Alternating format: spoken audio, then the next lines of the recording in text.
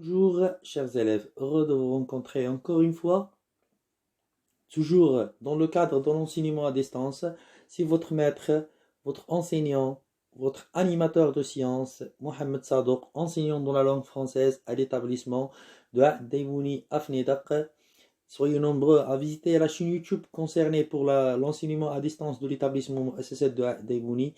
Alors, chers élèves, dans le cadre de l'unité didactique 10, cuisiner est un art, aujourd'hui on a un cours de lexique qui est intitulé Les mots de sens contraire qui entre dans le cadre dans notre unité didactique 10. Pour commencer, comme toujours, on va commencer par une petite plaque ou un petit dessin à lire. Un antonyme d'un mot est un autre mot de sens contraire. Alors, le mot et son contraire ou son antonyme. Pour trouver un antonyme d'un mot, on peut souvent y ajouter un préfixe, mal, in, des, etc. Exemple, heureux, malheureux. Par exemple, si on dit garçon, le contraire d'un garçon, c'est fille. Homme, femme. Ça, ce sont les contraires. Maintenant, on va se poser la question. Qu'est-ce qu'un contraire? Qu'est-ce qu'un contraire? Alors, les contraires sont des mots de sens opposé qui permettent d'exprimer autre état ou une autre idée. Deux mots de sens contraire s'appellent des antonymes. Alors, si le mot est un verbe, son contraire sera un verbe. Si le mot est un adjectif, son contraire sera un adjectif. Alors, les contraires d'un mot appartiennent tous à la même classe grammaticale. Ils sont de même nature. Exemple, parler et se taire sont deux verbes contraires.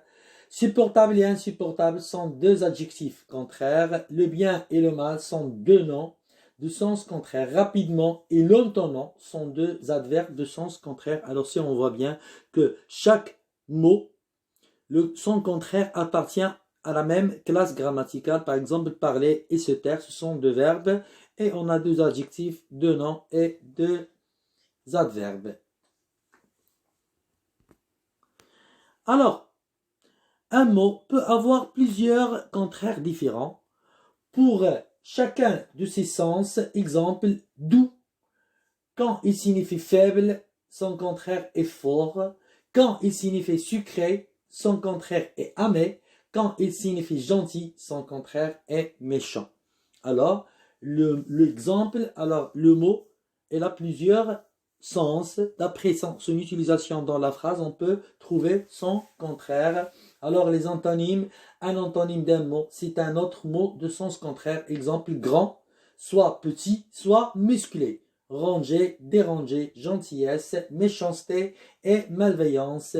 Un mot et son antonyme ont même nature. Alors, on a répété ce qu'on vient de dire avant. Deuxième partie, bien sûr, comment sont formés les contraires? Alors, comment on peut former le contraire d'un mot, d'un verbe, par exemple, ou d'un adjectif, ou d'un adverbe, ou d'un nom? Ça dépend. Alors, les contraires peuvent être formés avec des préfixes.